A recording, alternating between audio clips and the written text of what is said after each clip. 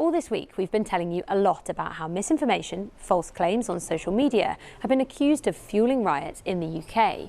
I've been investigating where it's coming from and why it's being shared.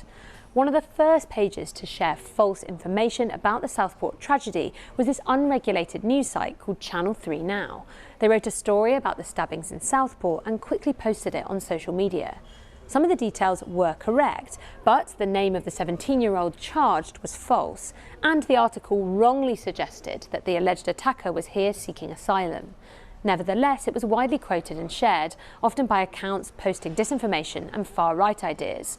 And because the site name sounded like a news station, people might have been less likely to question it.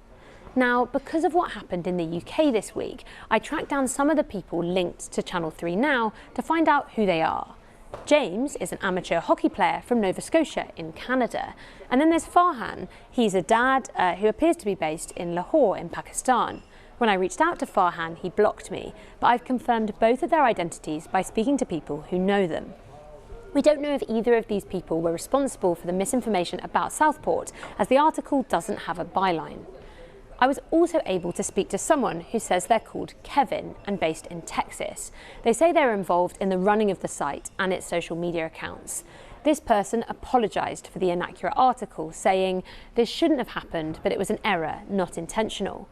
What I found out about Channel 3 Now points towards a site that wants to make money from jumping on stories quickly, rather than intentionally looking to fuel riots. Kevin said the site is covering as many stories as possible to generate income.